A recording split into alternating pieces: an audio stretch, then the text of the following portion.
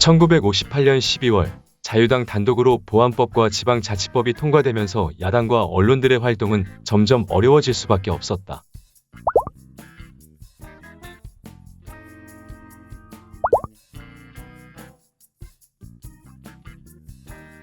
새로 통과된 보안법에는 북한 정권과 북한의 지령에 의하여 운영되는 단체, 적을 이롭게 할 목적으로 국가의 이익이 되는 정보 수집 활동 등 간첩의 개념을 명문화하였다.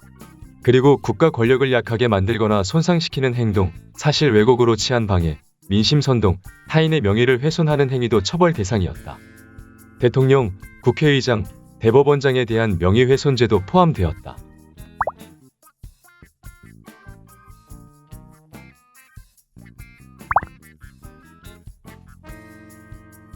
보안법이 국회를 통과하면서 과거 조봉암과 진보당 해산이 부당한 처벌이었다는 비판적인 여론도 뒤늦게 정당한 법적 절차로 보이게 되었다.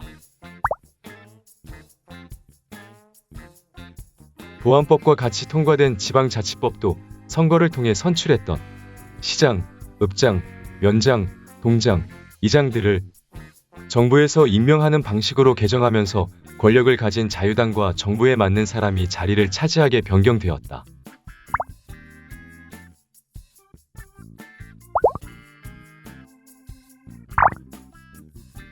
(1959년 1월 1일) 새해가 되자 행정부, 입법부, 사법부, 주요 인사들과 대한부인회 등 각종 우익단체들이 이승만 대통령에게 새해 인사를 간다.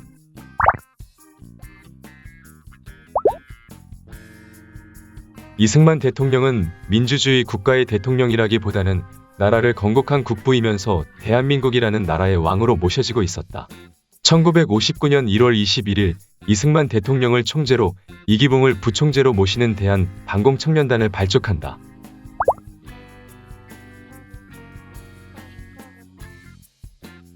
대한방공청년단은 자유당 청년 조직을 중심으로 대통령 선거를 대비해 조직된 단체였다.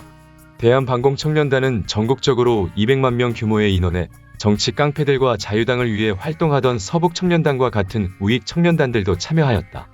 대한방공청년단은 이승만 대통령과 이기붕의 충성을 맹세하고 정치적인 목적에 이용되면서 각종 불법행위와 폭력행위가 있어도 문제가 되지 않는 특혜가 있었다.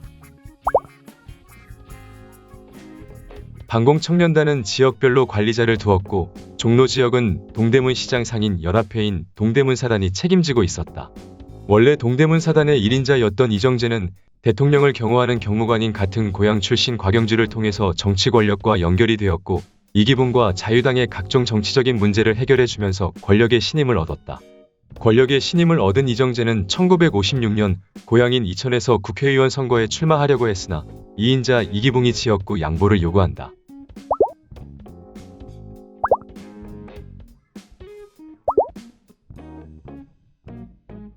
이정재는 권력 2인자 이기붕의 요구를 거부하면서 자유당의 미움을 샀고 권력의 중심에서 완전히 밀려난다.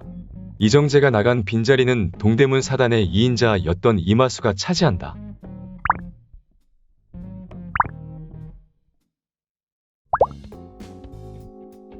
동대문 사단의 실질적인 대장이 된 이마수는 방공청년단 종로지역의 관리자가 되었고 자유당에 적극 협조하면서 자유당의 신임을 얻게 된다.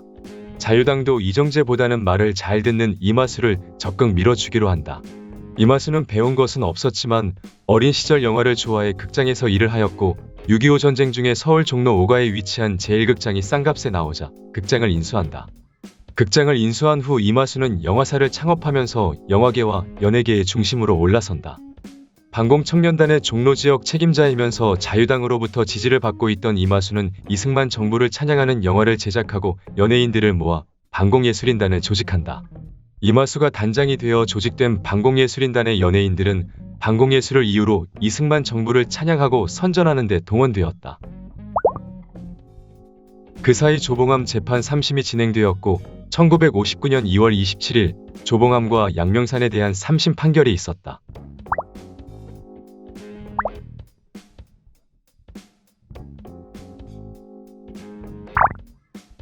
이승만 대통령과 자유당의 조봉암 제거 계획에는 변함이 없었고 2심 재판 역시 3심과 같은 사형 판결을 내린다. 미국은 자신들이 경제적, 정치적, 군사적 지원을 하는 후진국 국가들을 위성 국가나 새로운 식민지 국가로 생각하며 미국의 영향력을 행사하고 있었다.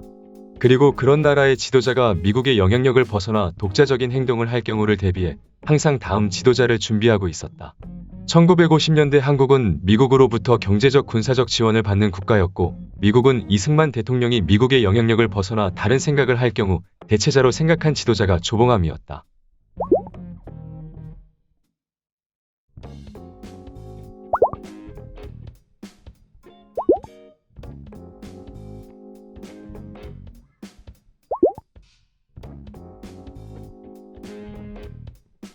미국은 조봉암 재판이 정치적인 재판이었음을 경고하면서 외교적인 압박으로 조봉암 사형 집행을 반대하였다. 남한은 그렇게 다음 정권을 잡기 위해 준비하는 동안 북한은 빠르게 경제 성장이 진행되었고, 경제 성장에 필요한 노동력 확보를 위해 일본과의 관계도 빠르게 조정을 하였다. 일본은 1956년 소련과 국교를 맺으면서 공산주의 세력과 관계 개선을 하였고, 북한과 일본은 각 나라에 거주하는 국민들을 송환하기로 각서를 교환한다. 북한과 일본의 주민 교환은 이후에 제1교포 북송 사업으로 이어졌고, 1959년 1월 일본의 제1조선인 북한 송환 발표까지 이어진다. 제1조선인의 북한 송환은 북한 내부의 정치적, 경제적 문제와 관련이 있었다. 1953년 스탈린이 사망하고 소련의 지도자가 후르쇼프가 되면서 6.25 전쟁은 정전 상태로 중단되었다. 중국은 정전 이후 남한에 미군이 남아있자 미군과 대치하기 위해 북한에 중공군을 남겨두었다. 북한에 남아있던 중공군은 전쟁으로 망가진 북한 재건 사업에도 투입되면서 경제적, 군사적으로 중국은 북한에 많은 영향력을 행사하였다. 휴전 이후 북한의 정치는 1인 독재가 아닌 집단 지도 체제였고, 김일성이 완전한 권력을 잡기 전이었다. 김일성은 자신의 세력을 키우면서 독자적인 정치 노선으로 북한을 지배하려 했으나, 그러기에는 소련과 중국의 정치적인 간섭을 무시할 수 없었다.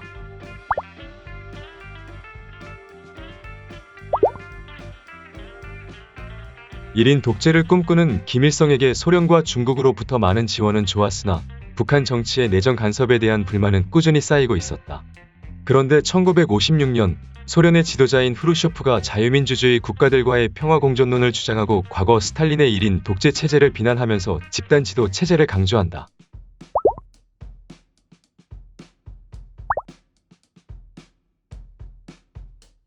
후르쇼프의 평화공존론은 공산주의와 사회주의의 대표였던 소련의 강한 이미지를 약하게 만들었고, 1인 독재에 가까웠던 중국의 마오쩌둥과의 관계도 나빠지는 결과를 가져온다. 1956년 6월 김일성이 소련과 동유럽으로 외교 활동을 떠나면서 북한을 잠시 비우게 된다.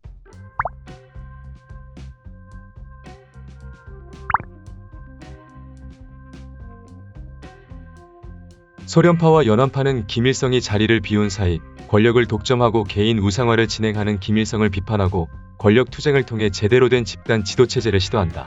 하지만 김일성을 막기에는 이미 김일성의 세력이 북한 대부분을 지배하고 있어서 김일성 퇴출 계획은 실패한다. 8월 종파 사건이라고 불리는 이 사건은 소련과 중국의 영향을 받고 있던 북한 내부의 세력이 정리되면서 김일성 독재 체제가 강화되는 계기가 된다.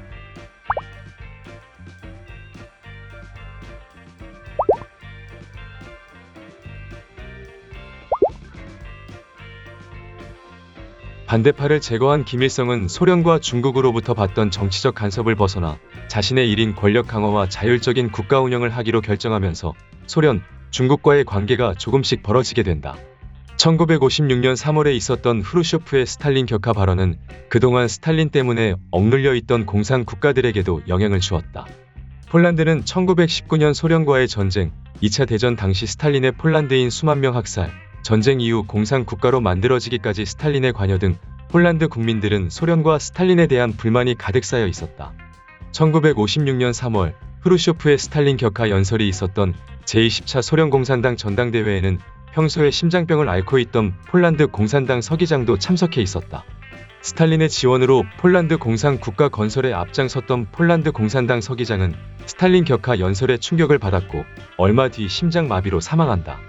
폴란드 공산당 서기장의 사망은 그동안 참고 있었던 노동자들에게 기회가 되었고, 높아진 물가와 세금, 열악한 노동 환경을 이유로 1956년 6월 임금 인상과 근로 조건 개선을 요구하는 시위를 일으켰다.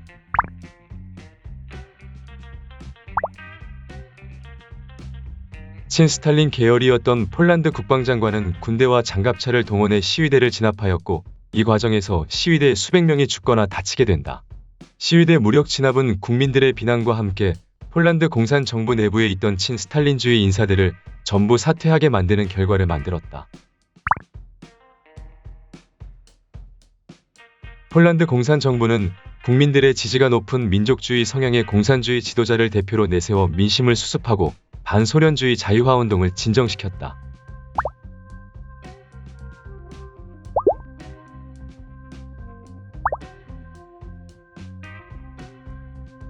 폴란드 민족주의 성향의 새로운 지도자는 소련과의 관계는 예전처럼 유지하면서 폴란드 국민들에게는 부분적인 자유화 정책을 약속해 양쪽의 요구를 잘 중재하였다.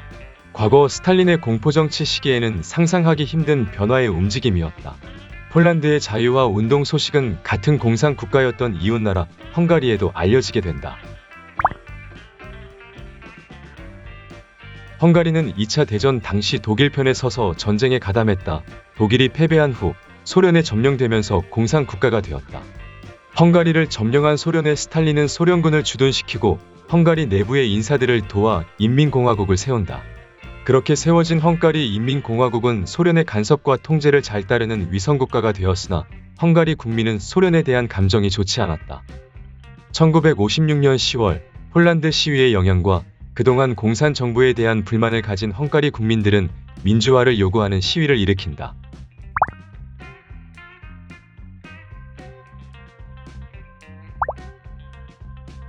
헝가리 공산정부도 군대를 동원하여 시위대를 막았고 총에 맞아 사망하는 시민들이 생기자 시민들도 총을 들면서 시민군으로 변했다.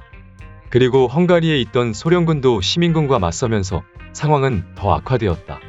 시민군이 헝가리 의사당을 점령하자 과거 스탈린과 소련을 따르던 헝가리 공산 지도부는 소련으로 도망친다. 빈자리는 공산주의자였지만 과거 스탈린의 정치 방식에 불만이 있던 개혁적인 지도자가 자리를 차지한다.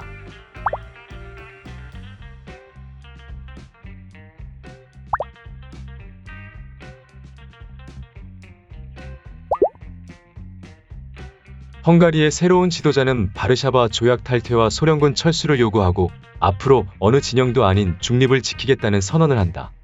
바르샤바 조약기구는 동유럽의 공산 진영 국가들을 소련을 중심으로 하나로 묶은 군사동맹으로 미소냉전 시기 미국과 서유럽이 조직한 북대서양 조약기구 나토에 대항하는 조직이었다.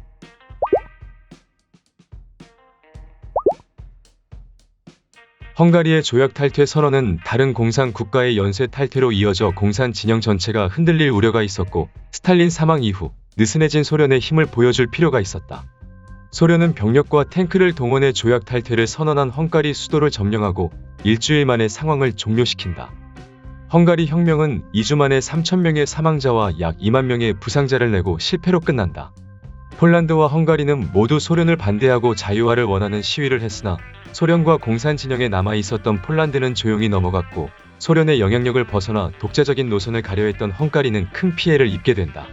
8월 종파 사건과 헝가리 사건으로 북한 김일성은 소련과 중국의 정치적 간섭으로부터 벗어나 자율적인 국가 운영의 중요성을 알게 된다.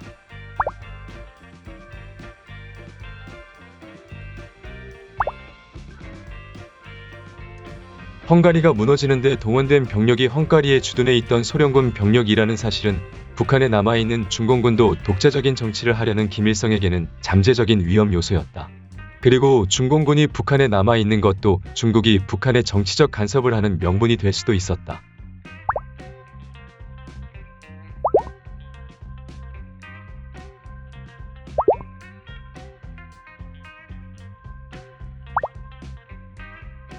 중국도 6.25 전쟁부터 피해 복구까지 북한에 도움을 주었지만 김일성이 주도하는 북한 정치에 대한 불만과 중국의 친화적인 연안파 제거는 북한에 대한 불신이 되었다.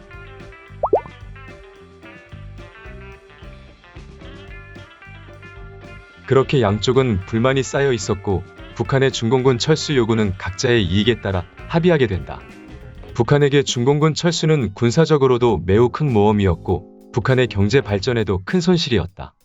군사적으로 당시 북한 인구 750만 명으로 40만 명이 넘은 국군과 미군의 각종 무기를 상대하려면 많은 국방비와 노동력이 필요했고 경제적으로 수십만의 중공군이 지원해 주던 노동력을 잃게 되었다.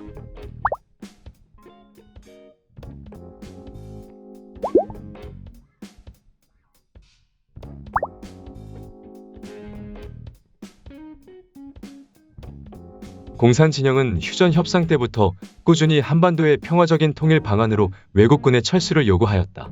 그래서 중공군의 북한 철수는 남북 간의 평화 통일 문제에서 북한이 요구할 수 있는 대외적인 명분이 되었고, 이후 남북한의 대화 때마다 미군 철수 요구는 항상 등장하게 된다.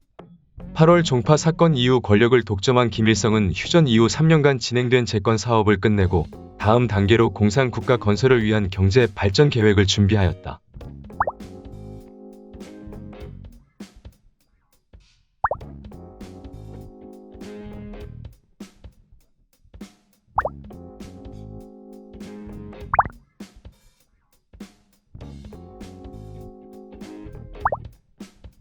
(1957년) 다음 단계인 인민경제 5개년 계획을 실행하였고, 가장 큰 자원인 노동력을 최대한 끌어올리기 위해 이때 시작한 것이 천리마운동이었다. 천리마운동은 하루에 천리를 달리는 말처럼 빠르게 속도와 노동력을 집중하여 생산량을 증가시키자는 운동으로, 공산당 간부들을 공장이나 농촌 현장으로 보내 직접 관리 감독하면서 정해진 목표량을 채우게 하고 생산량을 비교하는 노동 강화 운동이었다. 천리마운동은 북한의 공업 생산량과 식량 생산량을 크게 증가시키면서 북한 경제를 고속 성장시켰고, 미국 원조로 돌아가는 남한 경제보다 높은 경제 성장률을 가져오게 했다. 1957년 시작된 인민경제 5개년 계획을 완수하려면 많은 노동력이 필요했고, 그 해결 방법으로 일본의 60만 제1조선인을 원하고 있었다.